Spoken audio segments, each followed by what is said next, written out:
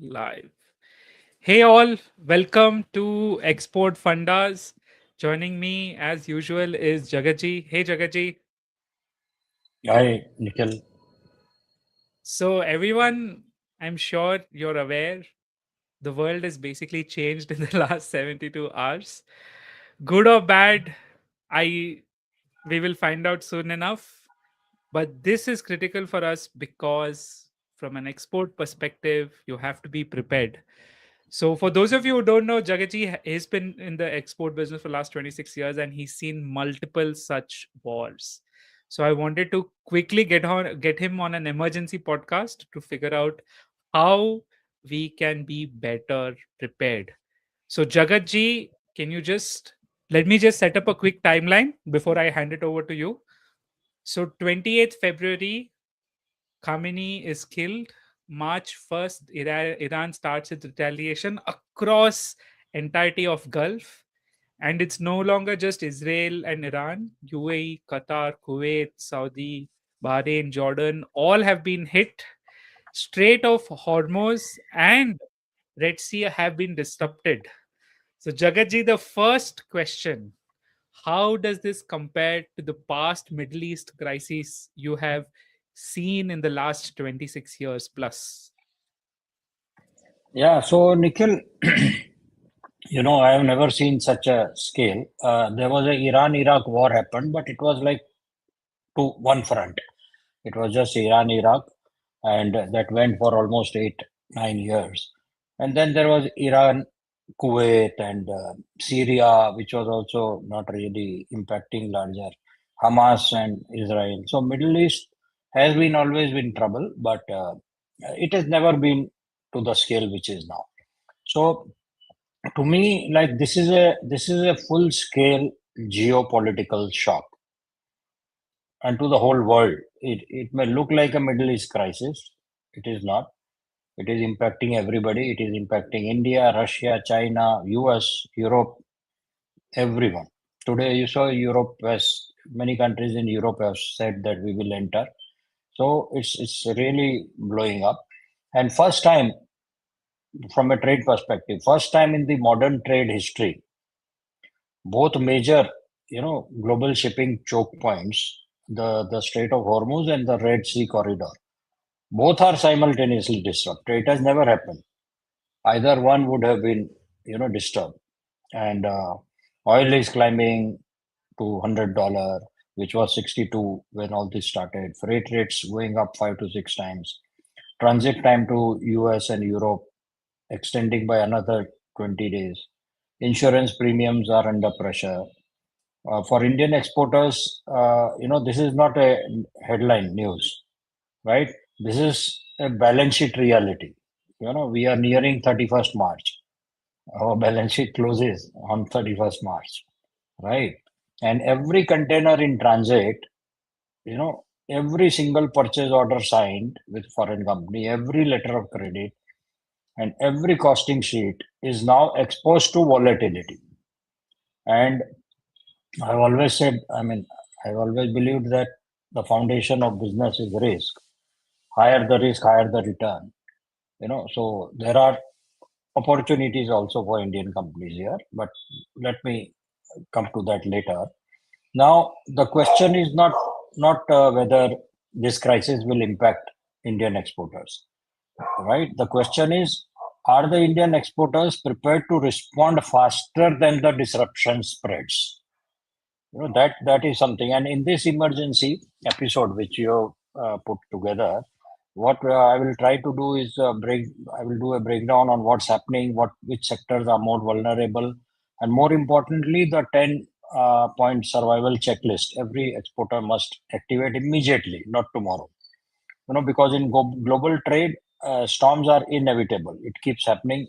I mean, before all this happened, we had a 50% additional duty from the US. It was like a war.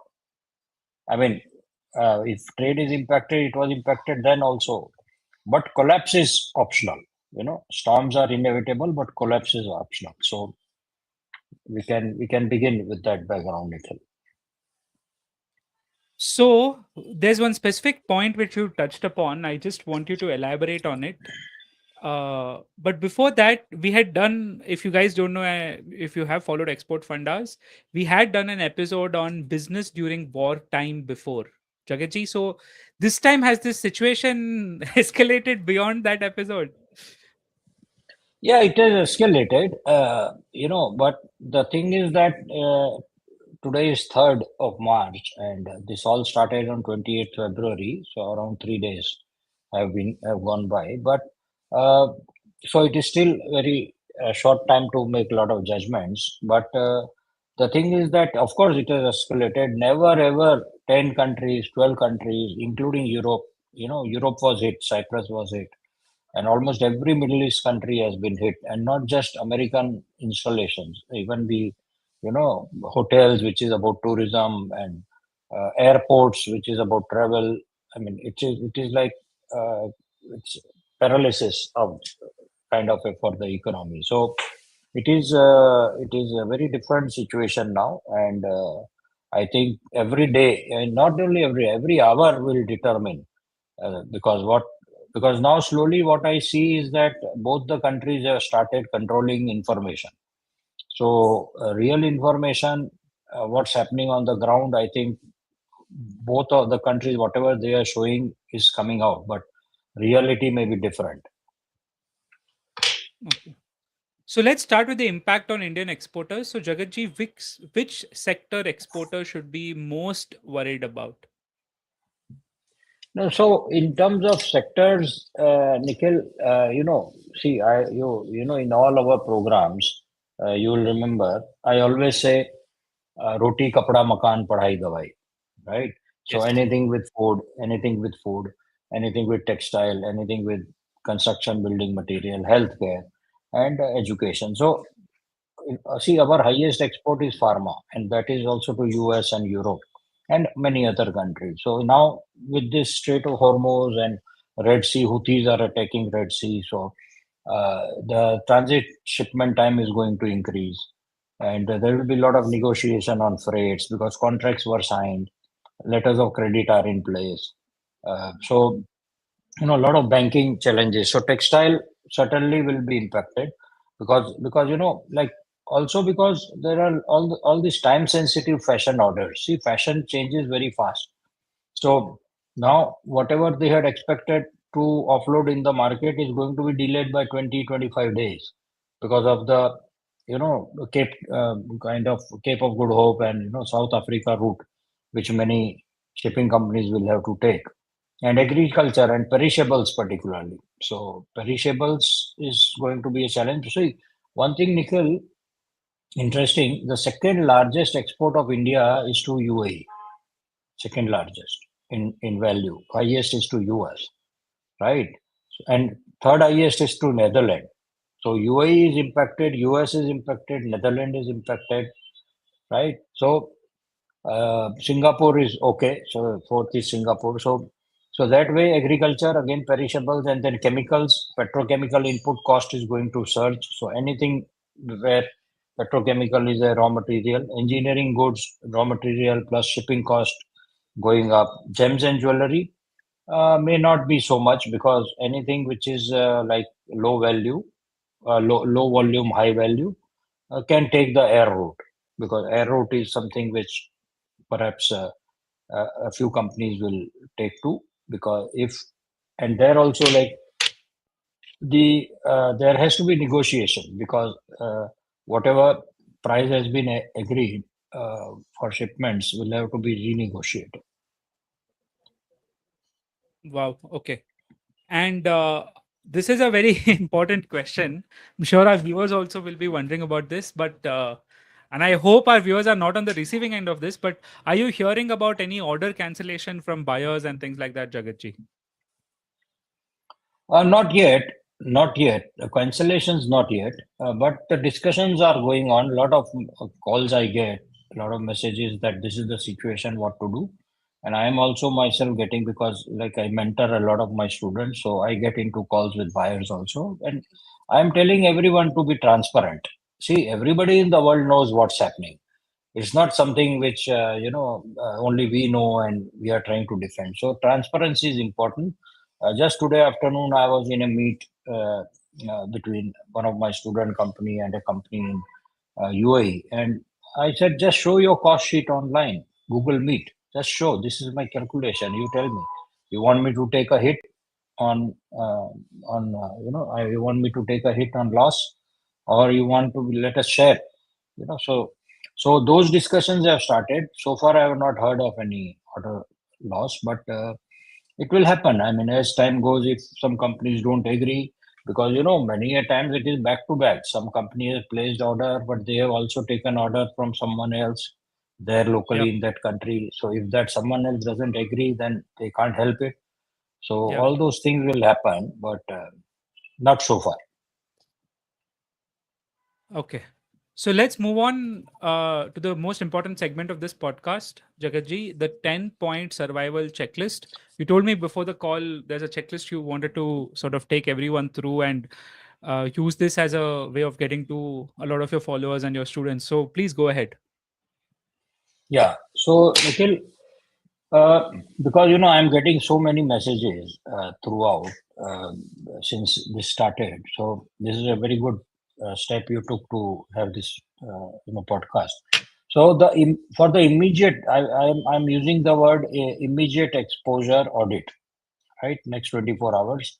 So very simple, which shipments are currently in transit, which containers are, routed via Suez Canal or Strait of Hormuz, what is on the way, which customer depend on time sensitive delivery, and can it be moved to air, and which purchase orders, like, is it FOB or is it CIF? And it's like a war room review, war room review. Now, the 10th points I will suggest to take care is, first of all, renegotiate freight and delivery terms, right? So shift from CIF to FOB wherever possible, add force majeure clause, insert the war risk clause in the contract. I'm sure it must be there. Move from fixed freight contracts to spot risk sharing models. This is interesting. Spot risk sharing models. So it is a risk sharing model, and be transparent about it. Show your cost and don't absorb the full freight shock alone. This is, many Indian companies succumb to this. This also happened when 50% additional duty was put, but when we were quite aggressive with some of the companies, and it worked, right? So you don't take the shock alone. And second is recalculate pricing immediately, right? So your every cost of every input is going to go up, because in my understanding, I don't think this war is stopping soon, right? President Trump himself said 5 weeks, and unless something very drastic happens on either one of the side, this is going to go on. So your oil price is going to go up $90, $100. So what will that have impact on your raw material purchase price?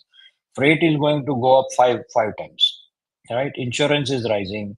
Your working capital is going to become now 20 days longer if you have given credit. And so update your costing sheet today, not tomorrow, right? And margin signed 30 days back may now actually be negative. So you have to look at that. And then secure your working capital. Fortunately, when this 50% additional duty was put by US on India, government of India came out with some very, very good financing and options, and those are still in place. So secure your working capital and liquidity buffer, because liquidity is survival oxygen, right? So increase your CC limits with banks are liberal right now on that. Negotiate extended credit from suppliers, because this is going to have an impact on the entire supply chain. And use your export factoring or bill discounting. Explore ECGC enhanced cover. And fourth is diversifying the shipping routes. So options to evaluate is Cape of Good Hope. So you talk to your CHA, talk to your shipping company, talk to your customer, that this is the situation and this is the route we have to take. How much additional days will it incur?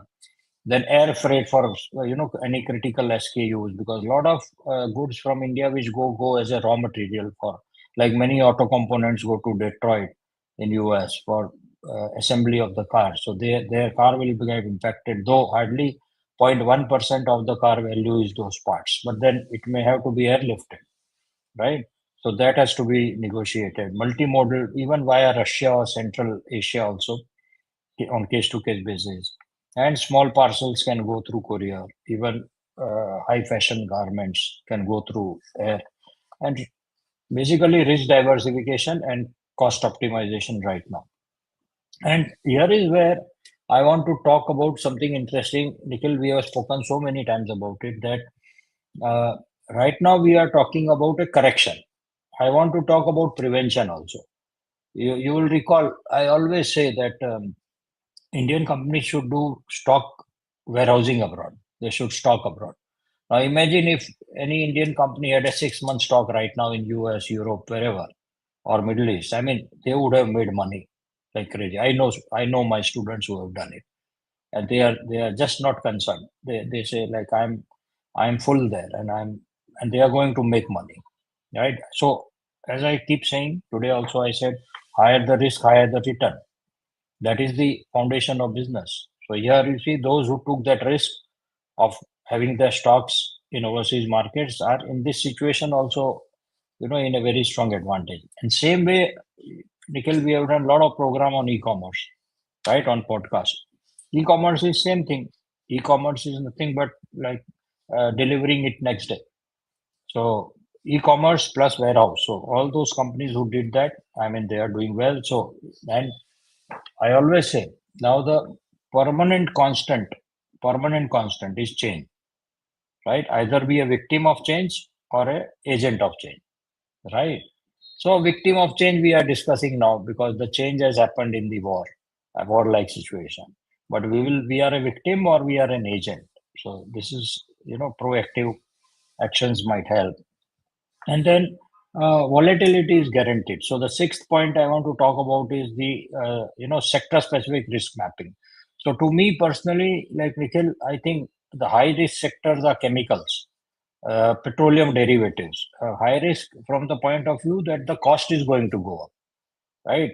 And it is just similar to the 50% additional duty which was put by US. So here it's not duty part, but then it's the market forces of the cost part, right? Engineering goods, perishables to Europe, Middle East, and moderate risks are textile, pharma, processed foods, and low risk is digital services. Of course, digital services is not impacted at all because it doesn't cross physical borders, and also high value, low volume goods like jewelry because it used to earlier also go by air.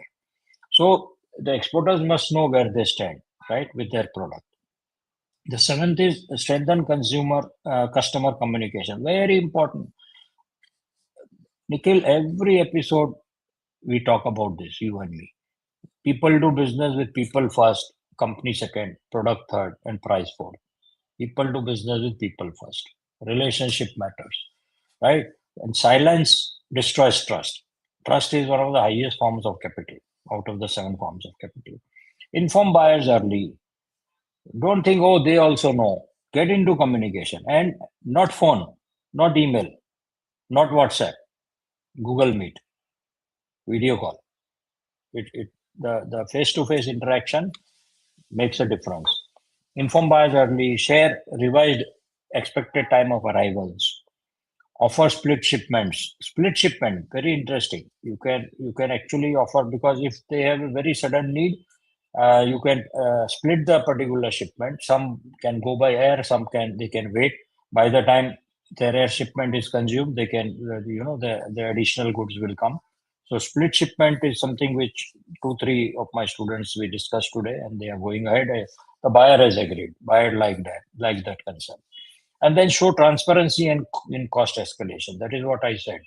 Get into Google Meet, show them your cost sheet, no problem. They, in any case, they know also, right? So be transparent. It will increase trust. And the eighth is insurance and documentation review. So add the war risk insurance, confirm marine policy extensions, check there is a general average clause, then ensure that the LC terms accommodate delays. And one documentation mistake during this time is like disaster because then they will use that as an excuse not to pay through a discrepancy.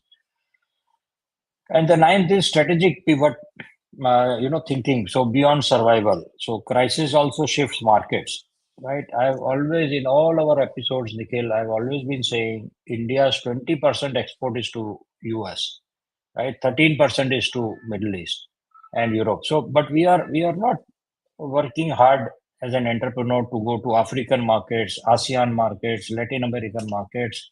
Those markets, if today in ASEAN countries in Southeast Asia, there is no impact. Africa, there is no impact, right? So we should diversify, and nearshoring can benefit India, and maybe, in my opinion, now China plus one will accelerate because I think the way things are going, uh, China is going to side with someone. I mean, it has to be Iran because they've always been friendly to Iran. It is their arms which are there.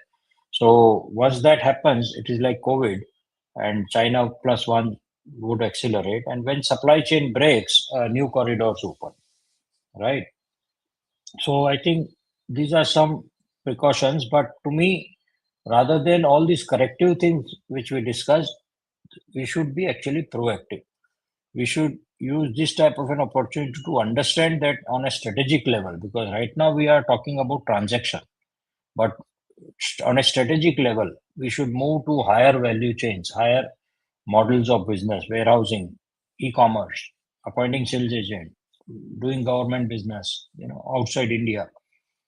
And so that way, I think companies should think, because whenever there is a crisis, it is actually an opportunity, how you look at it. Because I know actually I was talking to you earlier today. So I came yesterday, I met someone in Ahmedabad, and he told me, I do business only with countries which are number one at war and number two which have been sanctioned. He says, I don't do business with any third country, only two category: a country which is at war, and he says my profit margin is 50 to 60%. He says, I do less business maybe, but I make more money than people who do big business. So that's very interesting. Not everybody can do that, but I think it's interesting way of thinking. And yeah, so yes, Nikhil. So there you go, guys. I mean, the bottom line is you have to keep exporting. There's no stopping that. And I think Jagaji has pointed out some very interesting things. So, Jagaji, we have a few more minutes. I want to ask you some more questions. So, where is this headed? Do you think that the IMEC corridor, which we were working on, is that still relevant, or is it dead, or where is that headed? No, IMEC is relevant because IMEC is long term. IMEC is strategic, right? So it is India, Middle East, Europe corridor, and it is, but that will also pass through Middle East, right? So, Yeah. but that is a question of time. See, the Belt and Road, the Belt and Road project of China has taken 15 years, right? Maybe even more, I think.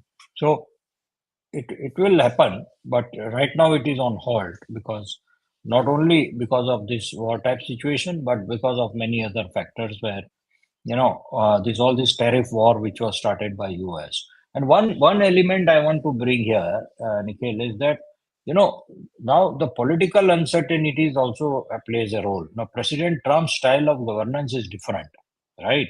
So he I think there were this tariff issue where Supreme Court put a hold on additional tariffs and all that is maybe one of the factors also to come to this conclusion to get moving into Iran fast.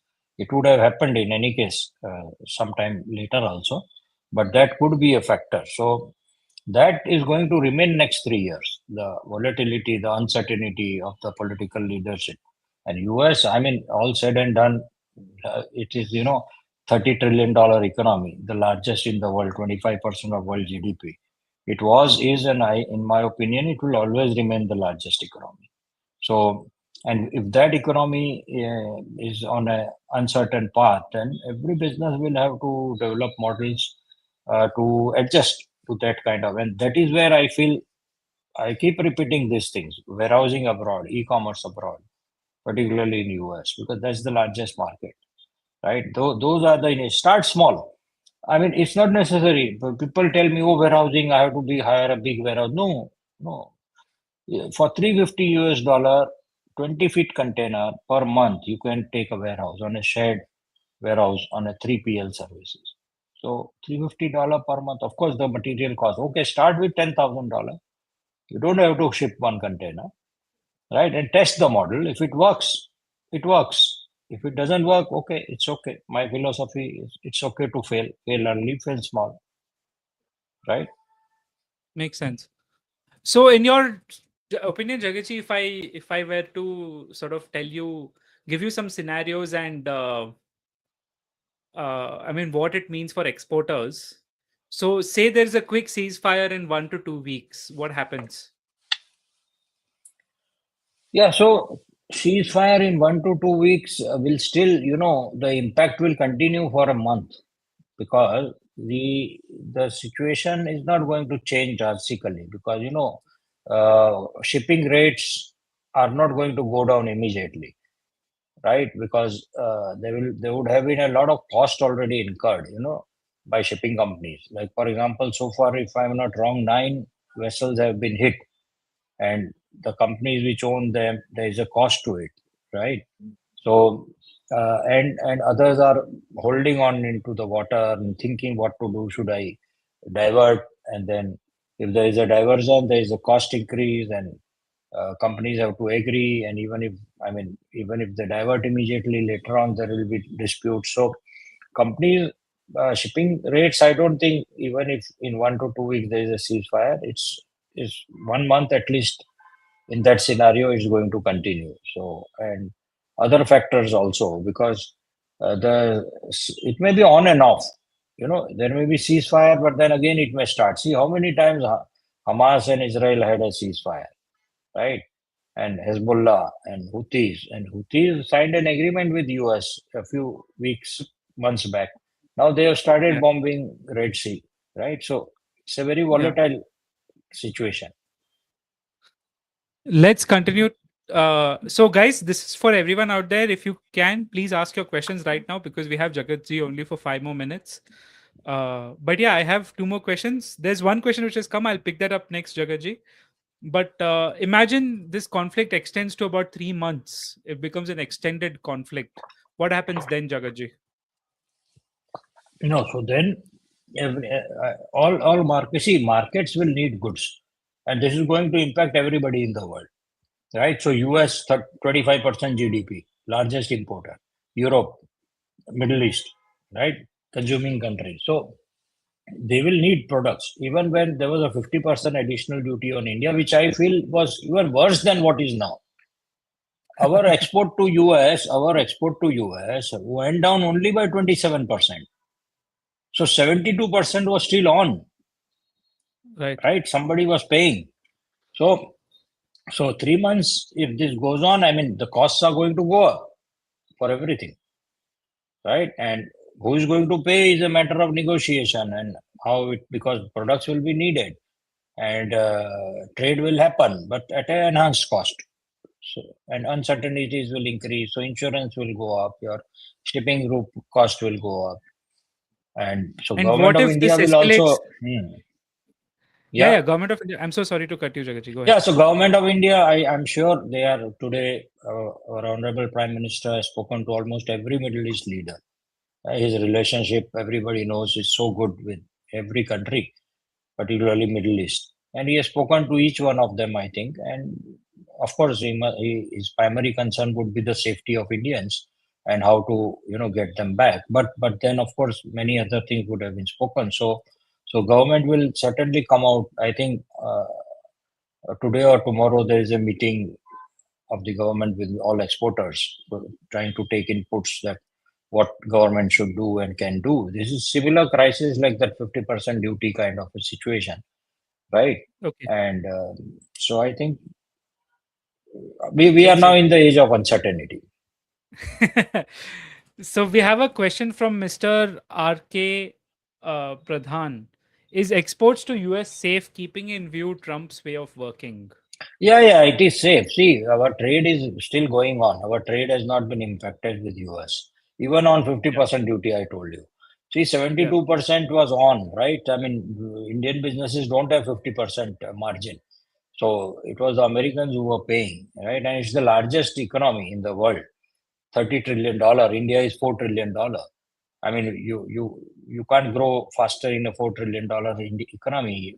30 trillion, that is export. I mean, $112 trillion is world economy. India is 4 trillion. So $108 trillion is outside India, which is export. And US is 30 trillion out of that. So it's a largest market and it is very safe because it's a consuming market and you get good prices, good deals. You have to be aggressive in the. Of course, you have to take precaution. You have to take all precautions, insurance, CCGC, and your payment cycle, your working capital, your bank relationship in India. All that you have to work out. I mean, US is safe. There's there's no issue with that. Yeah. So, for everyone out there, I mean, Jagatji, you have few more minutes, or I will wrap it up. Yeah, so I would like to share just a few last few comments, and then you can wrap Yeah. it up. So the sea routes right now may be blocked, right? May have been blocked, and oil prices may surge. Okay, freight may explode. But remember, trade has survived every war. Trade has survived sanctions. Trade has survived pandemic. In 21-22, highest export growth of India was there, 36%. Pandemic. And trade has always survived recessions. Okay, the real choke point is not Hormuz, in my point of view. The real choke point is hesitation on part of Indian exporters to go aggressively to markets. And hesitation is something which exporters cannot afford, right? So we have to be aggressive in market and we have to Yeah. take risk, of course, calculated risk. So that's what I come back to. Things like warehousing, e-commerce. These are the new models by which these type of risks not only can be eliminated, but actually more profit can be made. Okay. So, Jagatji, just two more quick questions. I know you have to get to another media engagement, but one of the questions which we get from a LinkedIn user is China topped exports faster because they appointed agents, improved port infra, and gave a lot of benefits to exporters. It's time government does this for exporters as well. Your Yeah. comments, No, Jagatji. we are on the path. We are on the path. We are, as we speak, 85 new ports are being built in India, and all our infrastructure, every citizen can see from the rise in every city and town which we live. So we Yeah. started late, but we are moving, and it takes time. China also took 40 years to reach where they were. They started opening their economy in 1981. We opened in 1991, but they Yeah. moved faster. But we have been moving very fast from 2014 onwards. So we will reach that Right. same situation. Okay. Next is we have a question from Bahrain. Arunodaya Ganguly. Arunodaya asks, Yes, go ahead, yes. Jagaji. What would be your advice for Bahrain trade? I'm sure he No, must be worried. Bahrain, yeah, Bahrain trade is like Middle East, and it's a Middle East country and neighboring Saudi Arabia, and amazing people. I was there twice last year, and wonderful country, wonderful people. India's relationship, our Prime Minister's relationship with the King of Bahrain is extremely cordial. Today, I think they had a phone call also, and our trade will continue and it will grow. And I think India, again, same with Bahrain. For example, Bahrain imports a lot of pharmaceutical. Right now, if I was a pharmaceutical company, I mean, I should be thinking of setting up a pharmaceutical manufacturing in Bahrain. Right Yeah, now, imagine if I would have done that and this situation was there, I would not have been impacted. Right. So that kind of a thought process, that kind of a approach, we need to have in India in terms of our export market presence, not just getting an order and exporting. Right. yeah. Yeah. So guys, I think Jagaji has time for this last question, so I'll take this up. Should government of India come forward and give boost to exporters? Yeah, yeah, of course, of course. See. To me, this situation is actually better than the 50% additional duty which was charged by US. See, imagine 50%. Which company has 50% margin in their business? And we survived that, right? And government came out with very good incentives at that time. And Yeah. so, so I think let us see, let us wait a few days, and I'm sure government is already engaging with the exporter. Government is sensitive. Government understands. See, government's job is to manage trade, create an ecosystem whenever any crisis is there. That's why, our prime minister is speaking to all Middle East countries for the safety of our people. So naturally, that is an initiative of government and a concern, and that concern will extend to employment also in India, because if see, if if businesses don't do well, start closing down, it will create unemployment and it will have Yeah. an impact on government. I'm sure government has that in mind and will come out with a lot of positive. But to me, again, I want to close with this, Nikhil. I think government can do only that much. We entrepreneurs, see, entrepreneurs, we are the economic warriors of the country. We are the economic warriors. Right. We have to take that step of taking risk and going to markets aggressively. Okay. So Jagatji, I know you have to go, but I think a very good question has come up. I'll just show that. Anshul Garg asks, should we stop production for time being for Gulf country orders till time we do not receive clarity on shipping? Very No, no, no, interesting not at question. all. Not at all. Not at all. Not at all. Not at all. Goods will be required. They will need. It's a question of who pays. You have to negotiate with them. They will need Right. goods. They are not going to starve. Food. I mean, roti, kapda, makan, padai, dawai. So many things. That Yeah. not to stop. No need. Not at all. That's not the situation we are in. Right. On the contrary, be aggressive in market. See, cost will go up. Otherwise, uh, products will be needed in the market. You'll just have to find, as Jagatji says, who will pay for it. Yeah, yeah, it's a Yeah. negotiation, and everybody Yeah. understands. Everybody understands. You have to be Yeah. transparent. Hmm. Yeah. So there you have it, guys. Thank you so much for tuning in. Jagatji, thank you so much for doing this emergency episode. I think it's especially the 10-point checklist can be quite beneficial for a lot of exporters who have joined us today. And I urge you to forward this to your exporter friends as well. I think it will give them a good framework of thinking, not just for this, but in future as well, because it does not seem like, at least for the next few years, there's going to be stability in the world. So you have to In the navigate next around few it. weeks, next few Yeah. weeks. Yeah. Well, you're saying weeks. Okay. So I feel it's going to be years, Jagatji. But thank you No, so no, no. much. Thank you all. See you all in our next episode. Do subscribe to Thank Export you. Fundas. Bye. Thank you, Nikhil. Thank you.